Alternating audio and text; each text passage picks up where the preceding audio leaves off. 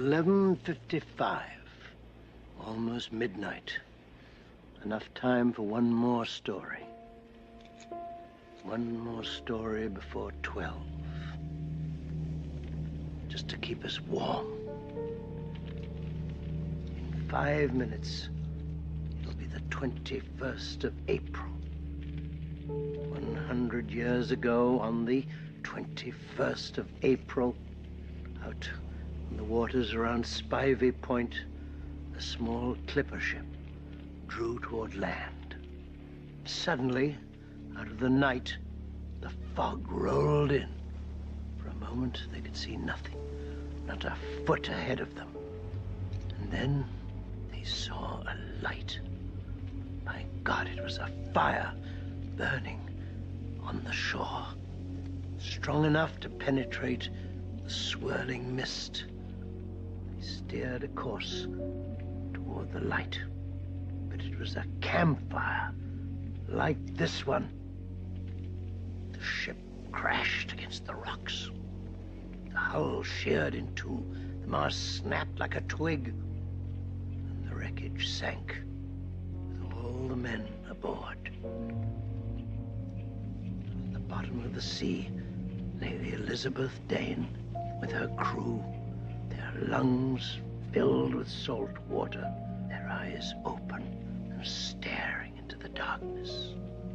And above, as suddenly as it had come, the fog lifted, receded back across the ocean, and never came again. But it is told by the fishermen and their fathers and grandfathers that when the fog returns to Antonio Bay, the men at the bottom of the sea, out in the water by Spivey Point, will rise up and search for the campfire that led them to their dark and icy death. 12 o'clock, the 21st of April.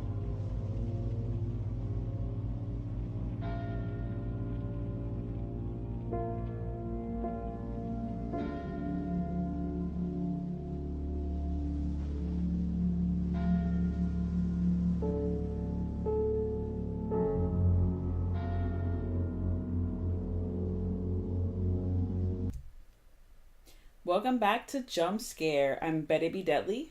And I'm Shad Youngblood. Today we will be going over one of our favorite films because it is celebrating its 139th anniversary. Technically, by the time you listen to this, it would have been the date after. But 4/21 is the day that Elizabeth Dane tragically sank. Yeah. Or did it? Oh, doom, doom, doom. And the film that we're going to be discussing, which is The Fog, it had been 100 years. So the San Antonio Bay was celebrating its 100th year anniversary of the incident. Yeah, this has always been... I actually saw this, I believe, for the first time like on HBO when I was a kid. I saw it late night, and it creeped me the hell out. Yeah, has one of the best openings, and I want to say one of the best ghost stories. There hasn't been a ghost story within like the last, I want to boldly say 20 years that I've enjoyed as much as I enjoy this movie. Yeah, the opening that you heard at the beginning of the podcast, because it's a classic, the actor John Houseman, he really sells it. I wish he had done some more horror because he was pretty good at telling that ghost story. He was. I'm like, I would like to have him over so he can read me a ghost story. Yeah, that'd be cool. I don't know why he didn't do more horror. I mean, he's a very classy actor, so it would be kind of out of character for him, I guess, because he only did the very opening of this. He's not in the rest of the movie, which was kind of, I kept waiting for him to show back up when I saw it the first time. Like, hey, surely the Scoutmaster guy is going to pop back into it, but no, that was it. He came in, told his story, and then he left. Oh my goodness. So here we have, again, the John Carpenter cast. We have Jamie Lee Curtis. Yes. We have Nancy Loomis. Yes. We have Adrienne Barbeau. Yes. And we have the amazing Tom Atkins, Yes. You can't forget about Tom Atkins. who in the film is his character's name is Nick Castle. Yeah, which of course is a nod to Nick Castle that worked on Halloween. Yeah, Was the also- original Michael Myers. Yeah, he was the original Michael Myers in the movie, and he also directed The Last Starfighter. Yes. Oh my gosh, I love that movie. Yeah. Oh, and also, well, never mind. The Boy Who Can Fly. Oh yeah, I'd forgotten about that one. When I met him, I discussed a film with him. He was so sweet. Yeah, he's a super nice guy. Oh, we love you, Nick. So, here we have the, Adrian Barbeau is doing a radio broadcast off in a lighthouse, which is like the coolest fucking thing. Yeah, I don't think you have any cooler radio station than that. You're up high in the air. You're out looking over the whole ocean area, the whole beach and the bay. You don't get a cooler job than that. No. And the actual, lighthouse itself, it was located, or is located, in Point Reyes. And that is, the second, foggiest point in America. Wow. So, the first being Nantucket. They picked a good spot for that. They sure did, obviously purposely. They were like, oh, we gotta get, because imagine how much. I don't know if there was a lot of fog that, when they were shooting. I'm sure there must have been some fog, since it's the foggiest point. I'm sure a lot of their fog was just manufactured too. Yeah. Oh, for sure. Well, yeah, definitely. That would have been cool if it wasn't. What if the Elizabeth Dane really bought in all that fucking fog? Ooh. Idea came from a visit. John Carpenter and Deborah Hill had dated for a while. I think they may have been broken up, but they were on a trip and they were visiting Stonehenge, and Carpenter went over to Hill and was like, what if there was something in the fog? And that's how they came up with this. I know, but imagine, you can't even go anywhere with John Carpenter. He's always in horror mode. Yeah, you're at Stonehenge enjoying yourself, and he's thinking about demons in the fog. Yeah, he's like, I don't know, there could be some shit in the fog. Now he's chilled out. All he thinks about is basketball and video games. So he's gotten older. He's chilled out. Oh, I can't even. I mean, I guess when you're a filmmaker, that's everything could be a story to you. Can you imagine you're online playing games and you realize, who's that guy that keeps yelling at me on the game? Oh God, that's John Carpenter. Yeah, what games is he playing? Because I know you know. I think he plays basketball games online. He plays with other people. Oh my gosh. So I'm not going to be visiting. I thought he was Charles playing. Cyphers is in this as well. That's another Oh, one. that's right. Another return from Halloween. Yes. How could we forget Charles Cyphers? He was a super nice guy too. I didn't meet him, but he was wearing an amazing Hawaiian shirt. Yeah, he's very relaxed and very happy to talk about everything in the movie. Yeah. It was, so what is your favorite point in the movie? Do you love the whole thing as a whole? I love the whole movie, but the scenes to me that really creep me out are, of course, when the kid is at home with just a babysitter and the things are coming in the fog. That was super creepy, especially as a kid when I watched it. I think, if I remember, it was on very late on HBO when I watched it. It started 10 or 11 o'clock, and it's already dark outside, so you're watching this movie, it's quiet. It really gets to you. You know what's really sad? That if someone who had never seen this film watched this in modern day, they probably wouldn't think it was as scary as we thought it was. And I still think, it's a great ghost story, so even though I've seen it a ton of times, I still, that part with the kid that you're talking about, I'm like, oh shit, oh shit, oh shit, oh shit, the whole time, when I know, it's gonna be okay. Yeah, he's gonna be fine as it turns out, but, you're still worried about him.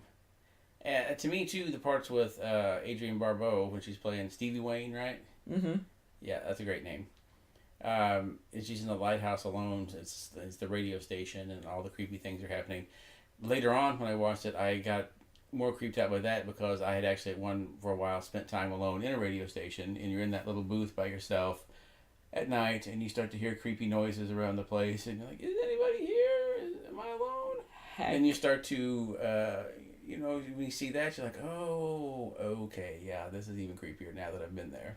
No, that's intense, and I would not like to be in that situation because I would be completely fucking freaked out. Yeah, because you're in a soundproof room, so you don't know what's going on outside. Yeah, you're like, what's his face? And I was gonna make a terrible reference to that Castle show that we were watching that I completely forgot because it's unforgettable. Never mind, You Stephen mean King. very forgettable? No, it's. You said unforgettable. Oh, it's. It's very forgettable. Castle It's Rock. very forgettable. Yes. Unforgivable is what I was going for. It's unforgivably terrible. And it was sad because it was so good for a while, and then it took like a hard left, and that was the end of that. No, if you visit our like one of our earlier podcasts, we were all about this show, and then it just disappointed us. I was like, did J.J. Abrams do this? Oh wait, J.J. Abrams did do it. Yeah. Okay, there you go. Your lifelong Fucking hatred for J.J. Abrams is validated once again. I hate you, Abrams. Stop fucking doing things, or stop half doing them and then have other people finish them. And those people that are finishing them, kudos to you, because you got handed a pile of doo-doo. Anyway, so we're back to the film. That was my I hate Abrams segment. Yeah, so here we are back in the town. Like, my favorite, I think my favorite part is, probably when you see Jamie Lee Curtis on the side of the road and like she meets this guy and like 5 seconds later they're like having sex. I'm like, what the fuck is going on? It was the 80s. Things like that could go on. There was no AIDS yet at this point. No one knew about it. It was like, you know what? She was like, you know what? This guy, he's a little salty. Like, you know, he's an older gentleman. I'm just gonna say thank you for giving me a ride and keeping me safe. And I'm gonna throw you a fucking fuck. Like, hey, and now I'm in the miss word. Like, now I gotta fight ghosts. It's just like, hot damn. I haven't even finished wiping myself from the sex we had. Now I gotta fucking fight ghosts. It's crazy. When I saw Tom Atkins at Spooky Empire several years ago, they were asking him about the fog, and he said that was so awkward because Jamie Lee Curtis was like 20 at the time, and he was like 35, 38 or something like that. He's like, it was so awkward. He's like, she could have been almost could be my kid, and 2 seconds later we're in bed. It was odd. But he said the same thing, kind of like a joke. It was the 80s, you know. Yeah, well, you know what? It's Jamie Lee Curtis. Just hop in the sack. So her character... And hey, if I'm Tom Atkins, I'm not turning it down. That's true. You know, she's on the side of the road, she's offering it up, you go ahead, take it. They said at this point that anything that you could get could be cured with a pill. Oh my goodness. So Elizabeth, coincidentally, her name is Elizabeth, hops into Nick's, truck. His classic truck. And, he's just going to give her a ride. And she's, doing her thing, roaming around the freaking country. She has like a little story. Everyone has to have their little story of what kind of hitchhiker I am and what I'm running away from. I've heard people say a theory on this, because this was before there were a lot of Halloween sequels and all that. And I know exactly what you're going to say. I feel like you're going to be like, she fucking survived part 2. This was when she had survived part 2 and she needed to get out, clear her head. She didn't want to tell everybody her name was Laurie Strode because it was in the papers. So she was just out trying to clear her head and look around, and this is what she ran into.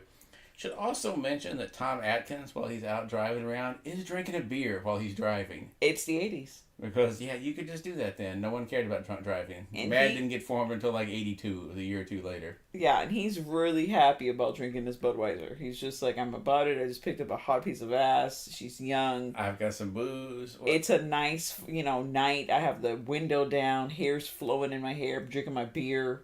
He's feeling good. Yeah, it's a good time to be Tom Atkins. Yeah, so... Until the part where all the car windows explode. Yeah, not until that point. And you're like, oh shit. This must be a sign that maybe I shouldn't be drinking a beer while I'm driving, where I picked up this young chick, like, off the side of the road. Yeah. So, yeah, that would be really bad luck for her. Imagine it's Laurie Strode. Here she is. She changed her name to Elizabeth. She's hiking around the fucking States. And then she ends up in a fucking town where it's just like, dun, dun, dun. How funny would it be if that was the thing in all the Carpenter movies where that's where Halloween 3, and she's an announcer on Halloween 3. She goes to another town, she takes a job as an announcer. Turns out it's in an evil factory of robots run by warlocks that are going to destroy the world. She just can't catch a break. So after that, then she moves on, gets a job like maybe working at a Chinese place that turns out to be tied into Big Trouble in Little China. Poor Jamie Lee just can't catch a break. Oh, Or poor Lori, rather. She just can't catch a break. Oh, I thought you were gonna say she became a fucking aerobics instructor, and she used to be like, an Olympic athlete, and she's a aerobics instructor who meets a reporter who wants to do a story on her and uncover some shit on her past, and there's a lot of hot, sexy moments, but the reporter happens to be John Travolta, and it's perfect. Pun intended. So you've heard it today. We are going to actually write Laurie Strode fan fiction where we connect her into all of these movies. This is happening, so look forward to that because this is amazing. And don't fucking steal our idea. I'll have to go over there and kick you. No, that would be pretty neat. I think we should totally do that because that's really fun. So I don't know how Adrienne Barbeau was feeling while she was filming this. I know it was like awkward to be on set with like the ex-girlfriend. Is Deborah Hill like giving nasty ass looks to her? Because here she comes with all her titties. She's out of control. You've seen Deborah Hill, bless her soul. And John Carpenter, yeah, I feel like that was some fucked up shit. Yeah, and here's the thing. Carpenter is not exactly a handsome man. No, he is definitely, no offense, but no, he is not. He looks like the kind of guy that would come up with these type of stories. Like, immediately you'd be like, oh yeah, he's the creepy guy that writes that stuff. Wow. I wouldn't say he's creepy. He's just not a looker. He looked more like a 70s porn star when he was younger. He got the stash, he got the long hair. Yeah, I feel like he was in, like, Deborah Takes, like, New York or something. Debbie Takes New York, right? Debbie does Dallas. Yeah. She's going all over the place. Deborah does Antonio Bay. That's... Yeah, so she's there in the lighthouse, and you're all alone there. You're looking out. You see some crazy shit coming towards you, like the fog. Like, what do you... like think about? Like, that's another scene that like sticks in my head when she like knows the shit is like hitting the fan, and I don't know. It's just I always kind of felt like as soon as you saw that coming, like I know it moved fast, but I think I would have been down the stairs in my car and going down the highway as fast as I could. Yeah, there are some jump scares in this film. Well, there's quite a few, especially when the fog first rolls in and everything in town is kind of freaking out. The car windows are exploding. Gas pumps are shooting the, 49-cent a gallon gas all over the floor. My God, they must have wasted $3 for the gas out there. Yeah, I wish I could just go back in time and just get as much gas as I can so that I could just stock up. But I probably, explode, especially if I was, in the DeLorean. Yeah. Which, coincidentally, Dean Cundy did the cinematography, right? Yeah, besides all the people in front of the camera that are familiar, all the people behind the camera are mostly carryovers from Halloween. Tommy Wallace is working on it. Dean Cundy's working on it. He had his regular crew there for a while. Yeah. What, a crazy resume. You're like, my name is Dean Cundy, did, Back to the Future, Jurassic Park, The Fog. Halloween. It's like, hot damn, what didn't you do? You were all over the place, but he is pretty fantastical. Yeah, he managed to do things back in the 80s that shouldn't have been able to be done. Yeah. Yeah, there's a lot of jump scares, and like I said, the first one they start off on the town, and then when the first people get killed and they're on the fishing boat out in the middle of nowhere, there's quite a few good ones on that when the ghosts just pop out. And I gotta say, I would have been moving a lot faster even if I didn't think they were ghosts, but when I just see creepy guys with swords and fish hooks coming at me out of the darkness, it's time to go. Yeah, but exactly where you going? You're on a fucking boat. You're going off the side, you get eaten by a shark. It's Jaws, you're fucked. It's done for you. I don't know. I feel like I would have just turned the boat high speed the other way, but I think the boat had stalled. But still, I'd throw myself in the water and take my chances. Yeah, and then the next, well, not so much so the next jump scene, but the jump scene, is when they're at the hospital, and Jamie Lee Curtis is left alone with this freaking like, dead body. 'Cause that's what you do is you leave the like 20-something-year-old girl alone in the mortuary with a corpse. Heck no. And yeah, he pops up like popping fresh and startles her. Yeah, a little bit. It startles everybody. Well, actually, before that, there's a couple of good ones on the boat where they first find all the bodies. Oh And yeah, she falls, sees the body fall out of there, and they're all kind of cool that they're all frozen, like they had been in the water for weeks, and even though it only happened like a day before. Yeah. Have you seen like the special features to this movie? I've seen several of them. Yeah. Yeah, I'm really bad with the whole special features thing. Do they discuss like how much fog like? Yeah, they have do. to- There's a whole segment on getting into it about how they had to redo several things, how much they had to use, when they had to. Yeah, it was very how they had to have different fans set up to blow it different directions, and it was a lot of work to get it done. Whereas now they would just click 2 buttons on the computer and it would be fog. Yeah. The movie cost like $900,000 to make, but the studio decided to give more money, so it went up to 1.1 million because it was following scanners. So they were like they wanted to put some more money into the film because they wanted more scares. Yeah, and they went back into they went back into a lot of reshoots on it. They added the ghost story at the beginning, and I believe they added some more stuff with Adrienne Barbeau as well. I'm not sure. I can't remember if she was even in it on the first pass, because that's why she really doesn't interact with any of the other characters except on the phone, because they can quickly reshoot, quickly add that scene into theirs where they call.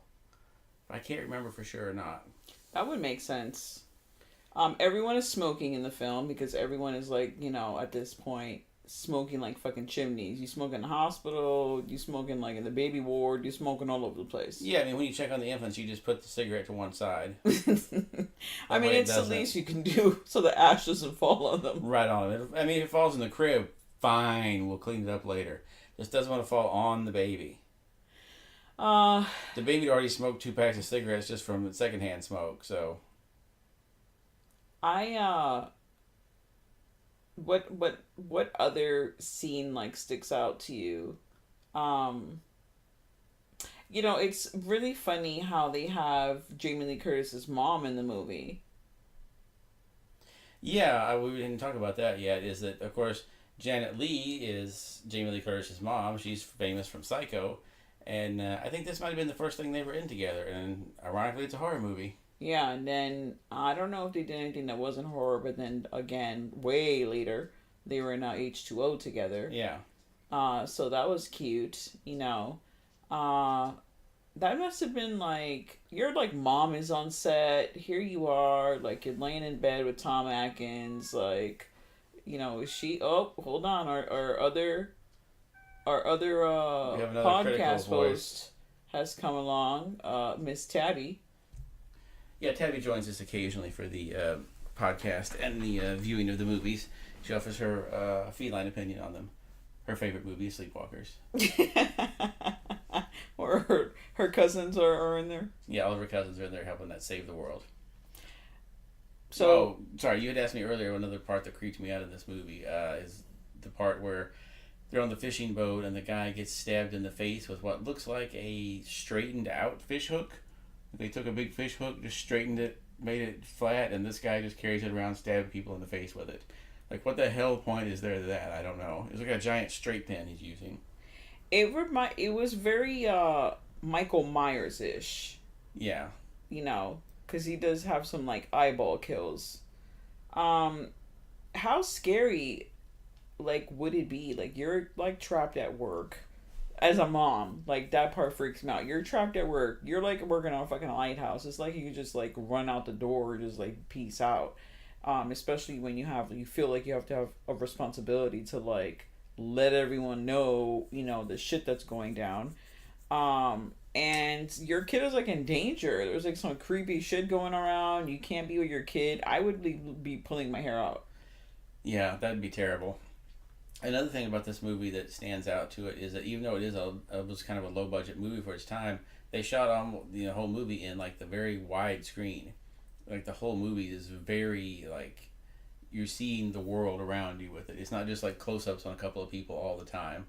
you're seeing like the whole bay all the time. It's really, Carpenter was famous for that. And it really makes you feel like you're more involved in the story when you're kind of in there with them.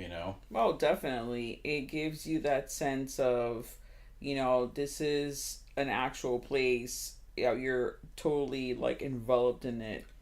And it really sets the scene. And like you're like how much like set design do you really need when you have like such a beautiful place that does all the work for you mostly? Yeah, they didn't need to do a whole lot. They just needed this beautiful bay and just throw a couple of extras around and you're fine. Well, California just looks so great. In this area, like, it's hard to go wrong, especially when you've got Dean Cundy doing it in that on top of that. And that's true. Deborah Hill actually did a lot of the shots and stuff. Oh, did she? Yeah, she was very involved in the film, because she's being a badass. But, and of course, Carpenter's using, like, a lot of Hitchcockian, angles and stuff like that, because he's all about Hitchcock, in the film. So definitely adds to the story. Like, a mix of the environment, the people, everything just really holds, the whole film.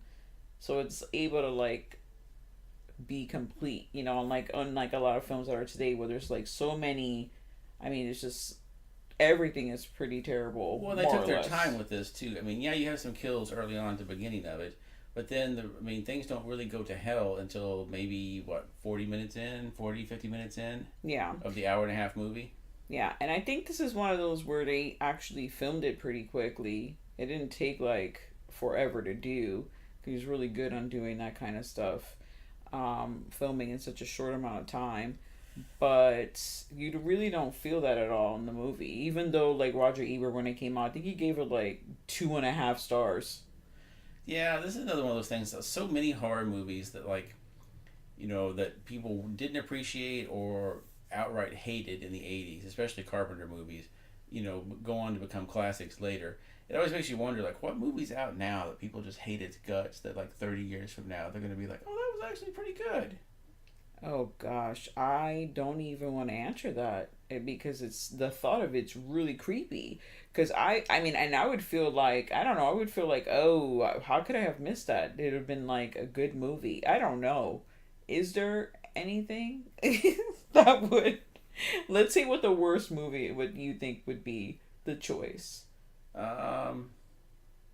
Maybe I was gonna say, I can't think of one right off the top of my head, but I was trying to think of one that like has been kind of reviled lately. Maybe something like Alien Covenant, that they'll come back to it later and be like, that's actually pretty decent. People gave it way, they gave it too much shit, or maybe like The Predator, because we like The Predator, but yeah, not a lot of people did. I know there's problems with it here and there. It's not perfect, but I had fun watching it. But a lot of people seem to be really out to get the movie. I had fun watching it. It didn't help with the whole, like... The creepy guy involved in that. That didn't help anything. I felt like, was that just a way to sabotage the film? Because why? Let's just keep it at why. Did it have, every movie has its flaws, but it's like Shane Black and Fred Dekker. I'm like, I can't hate it. It's like, I love you guys. Yeah, so that's what I was wondering what it'll be like. There's people now. It's gonna be Transformers. It's gonna be like, that's the best fucking movie ever. Michael Bay is the shit, is what people are gonna be saying. People just did not appreciate him. Oh yeah, they're gonna be like, oh no, that was just when we were watching The Fog again before this, I was thinking, Carpenter really likes station wagons. There's a lot of station wagons in his movies early on, all through Halloween and The Fog. There's always somebody driving a station wagon. That's like what you would drive in the 80s if you're like a parent. You got the station wagon. Because it was like, hey, this is before the SUV. This is the day of the station wagon. Let's put some wood on the side of the car. That way if you break down somewhere, you'll have something to start a fire with. Exactly. Cujo, station wagon. No, that wasn't that. Weren't they in a station wagon? No. Oh, no, they were in a shitty little car. They were in a Pinto. Yeah. Okay. But it's not like a station wagon, right? They do make a station wagon in the Pinto, and it was terrible. My parents had one. You did not want to be in that car. And the actual little Pinto that's in Cujo is even worse because those are the ones that were recalled for having the gas tank that you just got a little tap on the rear end and the gas tank exploded. Oh my gosh. Yeah. And now, I don't think it happened as much as people made it out, but it became one of those things where it was a running joke in the movies. Like that movie Top Secret does a great scene with it where there's a Pinto just sitting in the middle of the field and the guys accidentally just tap it with their bumper, just barely. It's like a little ding. And then it just blows up like an atomic explosion and just wipes out everything for miles. That is insane. One note that this movie does make, should say, or one point I should say, is don't steal other people's gold. Yeah, do not mess with people. Don't take their money. Because they will come back to haunt your ass later. No matter how fucking long. It's like, I'm going to come back in 100 years and I'm going to just fuck you up. Yeah, and this is it kind of reminds, there's a Simpsons episode that I think they took a lot from The Fog, where like Lisa, just right before the big celebration for Jebediah Springfield, Lisa discovers that he was not the guy they thought he was, and she wants to cancel the whole celebration. Mm-hmm. And like, that's essentially The Fog without the ghosts. Yeah. So again, the Simpsons probably ripping everything off, but it was good to see because it kind of plays out just like this. No one believes them, and then at the last minute, they do. But I'm gonna say homage. Yeah. Yeah, it's an homage. I love the film. It looks great. The people on there are great. Yeah, the music's great. The screenwriter did a great job restoring it. It looks like a brand new movie when you're watching it now. Yeah, it looks insanely amazing. I mean, they did do a great job. Like, it doesn't hurt that when we're sitting watching on this 4K TV that I don't think you can make anything look bad. Even the trailers they didn't restore that look shitty still look pretty good. Yeah, and I'm very impartial to like the whole VHS thing. So I think even though in today's world that would look terrible, I'm like, oh, I love it. It looks great with all the little bubbles and scratches, and pops. Yeah, and all that. I'm just like, oh, love it. I would love to see. I mean, we've talked about doing a cosplay on this many times. Yeah. I know we've seen people do the thing, and obviously, Halloween and etc. What would you, if you were to do a cosplay on this? I know I would love to be one of the, the ghosts, leprosy ghosts, one of the crew of Elizabeth Dane. I would love to do just the priest, just dress in the priest costume, and just carry the giant gold cross. Yeah. Now, because technically, the Fog Day also occurred on Easter Sunday, would have the big cross you're holding be, is it a big ass chocolate crossbar? Like, no, I'd go for the gold one. Oh, you're gonna go for a gold one? You're gonna melt down gold. You know how fucking expensive gold is? It's not gonna be a cheap cosplay, I'm telling you now. God damn, you better have won the fucking lottery.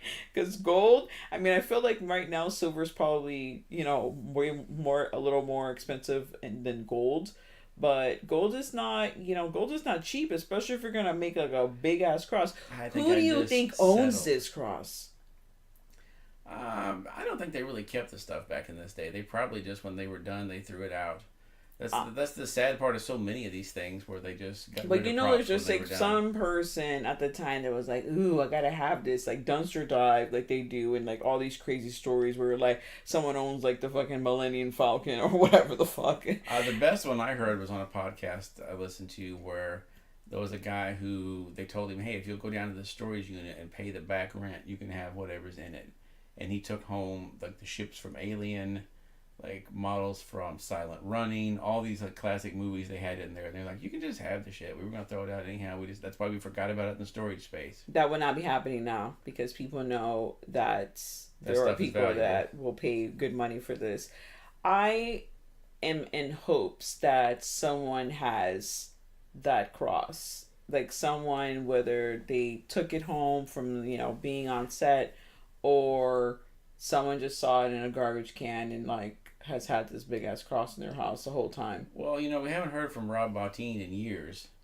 So maybe he has this amazing collection of shit at his house that one day when he decides to come out of his, Citizen Kane hiding, that he'll pop out. Someone's going to do the documentary about that one day where they track down Rob Bottin, find out why he's been hiding for all these years, and discover that he's been making the most amazing practical effects at home just for fun. I don't know.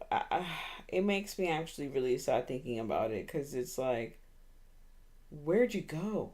Like, what is going on? We'd love you come back. Like, why? I think just when the tide turned and they started doing all the digital effects, I think he just went, all right, I'm out. Yeah, definitely Rick Baker, stayed on for a little while longer, but before even he was out. Just retired. Yeah.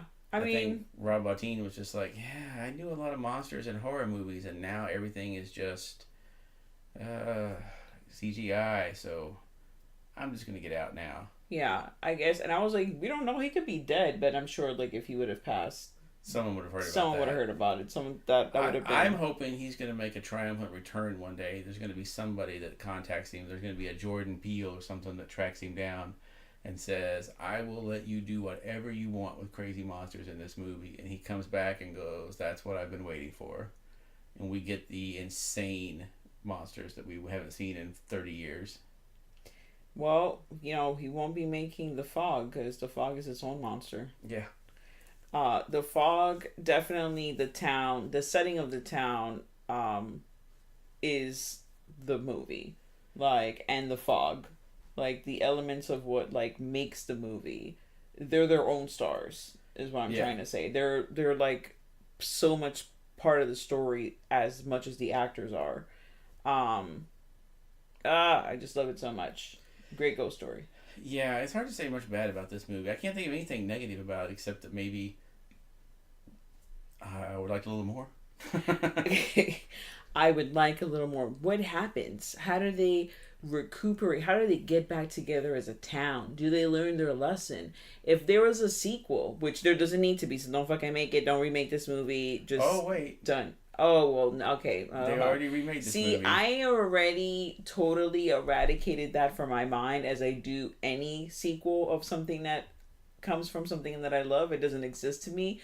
Yes, this is true. They did make it. And, it was a shame because I liked Tom Welling. I love Tom Welling. I liked all the people that were in the movie, to be honest. They were all good people. It just didn't... They tried to follow the same story to a point, and then it diverged and got really weird. But like I said, I hate to say too much bad about it because I like everybody in it. It's one of those everybody in it's so nice. I hate to say bad things about it. If it's on, I'm gonna watch it. I'm not gonna lie. It's watchable. It's watchable. I'm not saying it's not watchable. I'm just I did not, when I was making that comment, it did not come into my mind at all, and that's really bad because that it's when a film didn't have an impact. If they hadn't called it The Fog, if they had just called it something else, and released it as its own horror movie, that they were kind of hey, that's a little like The Fog, people would have been maybe a little more accepting of it. How about the Gove? The Gove. The Gove, no. Stephen King already got The Mist, so they couldn't do that. How about just calling it Santa Clarita? I was trying to think of another Californian. Call it San Bernardino. Oh no, we can't do that either. Damn it, California! You've had so much influence in so many films. Yeah, I mean, they could have come up with another name for it, and it would have been because it diverged from the story just enough that it could have been its own separate movie. Greenville Bay. There you go. There's a movie, Greenville Bay. That sounds like a really terrible movie. That sounds like a documentary about fishermen. It's like with John Carpenter, with The Thing, he diverged enough from the original movie that they could have called it something different and it wouldn't have been necessary. Yeah, it's one of the top 5 best remakes ever. If they'd called it the original story, the Who Goes There, or if they'd called it Outpost 31 or something like that. Yeah, any of those wouldn't have mattered, It would have been a good movie on its own right. And like I said, the remake of The Fog, it's not terrible. Everybody in it's good. The effects are decent on it. It's just, there's nothing that memorable about it. Nothing stands out. It didn't break any new ground. You're just okay, that was a thing that happened. I don't feel ripped off from having sat and watched this on cable for free. Yeah, I guess. What do you think happens like after the fog? Does Jamie Lee, aka Elizabeth, aka Laurie Strode, does she go back on the road? Is she starting a life here and with Tom Atkins? Like what happens? I'm so I curious. think that she's going to go back on the road because I think she has a lot more adventures ahead of her. Oh yeah, I'm sorry. That's right. She has to go get a job in the Halloween 3, which does have a connection because it's like in the town over, isn't it? Like Yeah, they're a little bit away from this. So, I think that she's not done. I think she's got more places to go. yeah, that's I mean part of our fan fiction. Yes, she has to move on, so she's not staying like having babies and it's gonna She's not having Tom Atkins babies. no, definitely not. But do you think they would have named the baby like they could have named her or him Dane? Because that's how they met.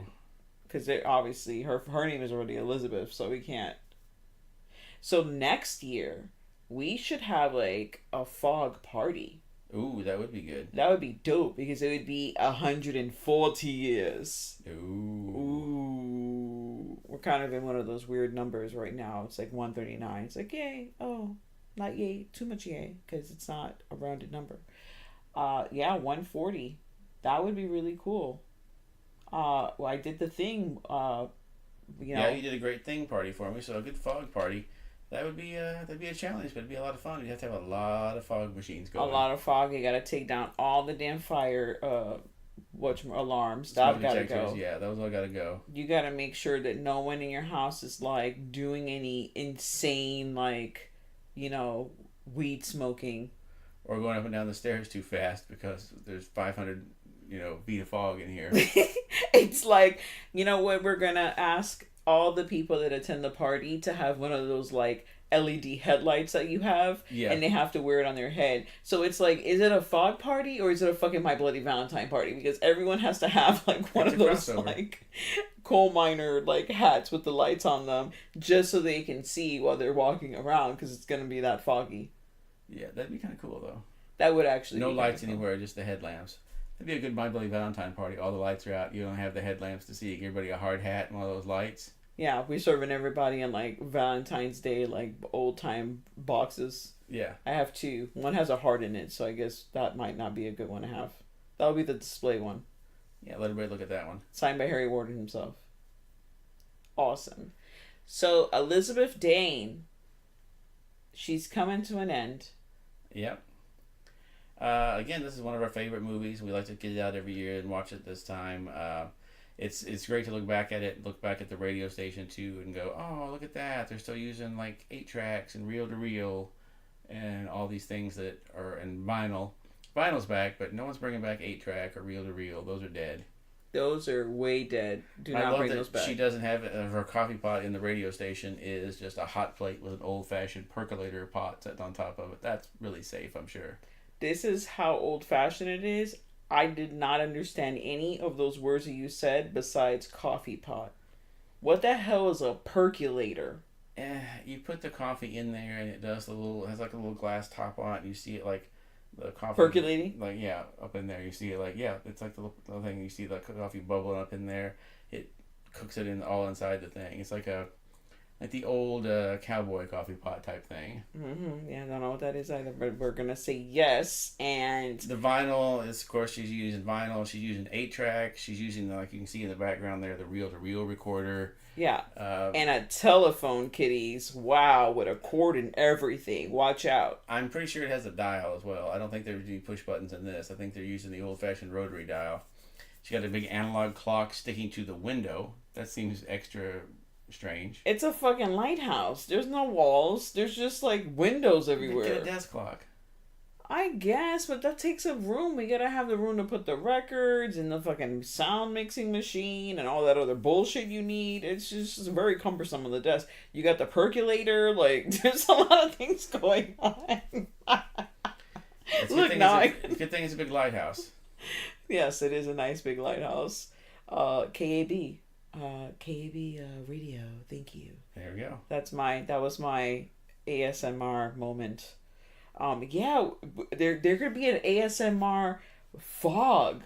Oh, I'm sure there is. There's a Jurassic Park one with rain on like the window of a Jurassic Park truck. Yeah, we gotta see that. I'm obsessed with the Harry Potter ones, but we digress. Thank you so much for listening to our special edition. The Fogcast. Yeah, Fogcast. Fogcast of the Fog, celebrating its 139th anniversary on 4/20, 2019. I was gonna say, wait, is it 2019? I was like, oh no, it's 2019. Yep, you're in the right year. Thank goodness. All the percolating discussion just got my mind all jumbled up. Don't even know what's going on. I also love. Oh, never mind. Well, that's a whole nother road to go down. Do you see when this is what happens when you watch a film that you love? You're literally watching it and you're thinking about it, you're discussing it, and it opens like a can of worms to like a whole bunch of other bullshit. You're like, oh wait, this, and we can end the podcast. So we're gonna sit this one out. We're gonna sit it in, I should say, and do 4 more hours of Fogcast. All right, get the coffee ready. Get the percolator ready. Get it percolating. Sorry, I can't get over that. That's just so fucking magical. I love it. I have to now go on eBay and buy one of those. Yeah, it's not gonna be a good time. And the hot plate. Yeah. I already got some vinyls. Do we have a vinyl of the Fog? Yes, I have a 45 of the Fog. I believe it's the opening ghost story and the music. Yep. I didn't get the full Fog soundtrack yet. Yeah, I feel like the full Fog soundtrack is just that song over and over again. Yes. Wait, this scene where Tom Atkins is talking to some dude, they're both wearing plaid shirts. It's like a lumberjack fucking convention. Like, well, they are. It's a fisherman town, you know. I know, but hot damn, they just couldn't look more like fisherman-y / lumberjack small town. Then he's wearing the molester glasses like the other guy. Yeah. Oh, I love the 80s so much. It's like such a great point in time. Everything just looks really terrible but awesome at the same time. Thank you once again. Thank you for listening to our special Fogcast. We'll be back soon with a regular edition of our podcast. And this time we're going to talk about the Hot Rods of Horror. Hot Rods of Horror. I wanted to do this in the summer, but in Florida it's always summer. So that's going to be our next podcast. So stay tuned for the Hot Rods of Horror. Yeah, stay tuned to the horror. And now, folks, it's time to say goodnight. We sincerely appreciate your patronage and hope we've succeeded in bringing you an enjoyable evening of entertainment. Please drive home carefully and come back again soon. Good night.